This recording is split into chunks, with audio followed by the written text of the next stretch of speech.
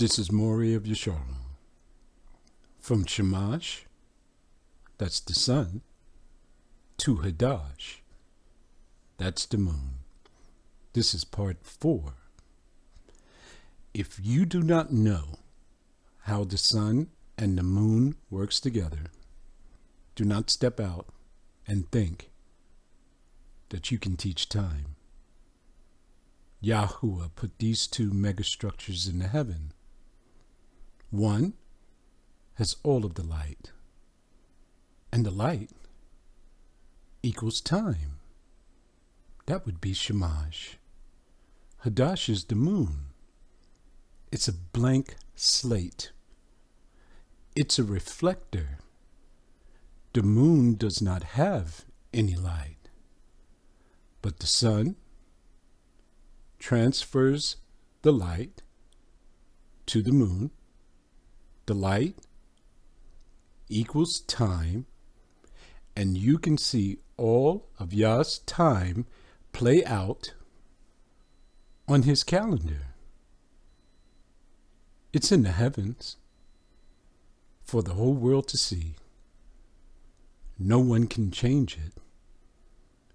Your adjustments on paper is futile, for the time keeps rolling along.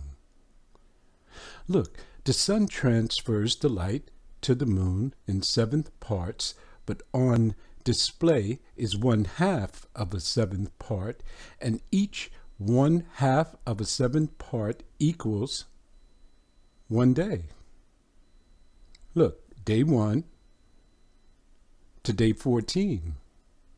What happens? Your light becomes full. They work perfectly together until men decide to change things. Let's begin.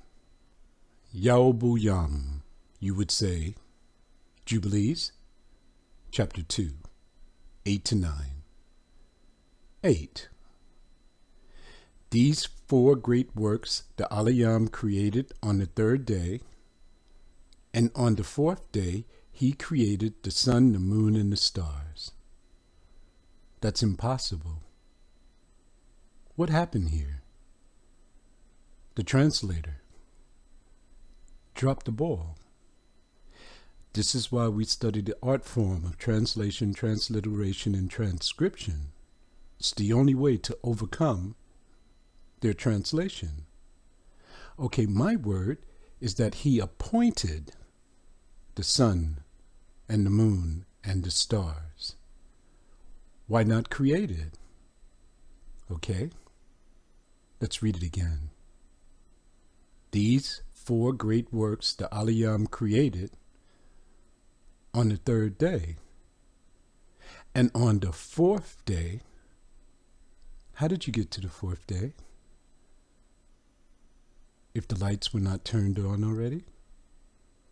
All time is on the sun. Sun transfers the light to the moon, and you can see the days.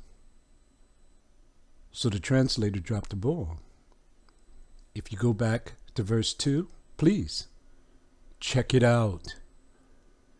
You will see that the lights were turned on day 1.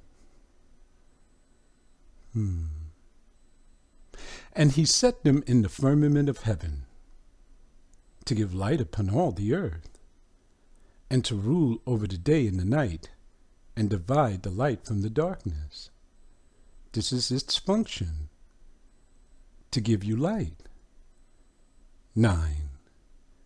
And the Aliyam appointed, look, the translator got it right this time. And the Aliyam appointed the sun, Shamash, to be a great sign on the earth. For what? For days, Shabbats, for months, Hedashes, for feasts, for years, for Sabbaths of years, for Jubilees, and for all seasons of the years. All of your time is in the heavens. There is no separate calendar for the sun. The sun's calendar is the moon. Are you an observer? If you are, you can see it play out from month to month, year to year. All right? Look at Barasha, Genesis chapter 1, verse 14. It's going to tell you the same thing. And the Aliyam said, "Let there be lights in the firmament." Let's change this translation also. This is how it should have been written. And the Aliyam said, "Let the lights that are in the firmament of heaven, let them divide the day from the night, and let them be for signs, and for seasons, and for days, and for years." The lights in the heavens. That's where your calendar is. The sun transfers the light to the moon, and the light equals time, and you can see all of Yah's time play out on the megastructures in which he created to give light upon the earth and to give you a calendar to show his days. Watch this. Yaubuyam, you would say Jubilees, chapter 5, 28 to 32. 28. And the ark went and rested on the top of Lubar, one of the mountains of Ararat. We're speaking of Noah. Noah, the one who was perfect in his generations. The waters began to subside. 29. And on the new moon, in the 4th month, stop. Did he say the Shamash of the 4th month? Did he say on the sun of the 4th month? Your calendar is the moon. The fountains of the great deep were closed, and the floodgates of heaven were restrained.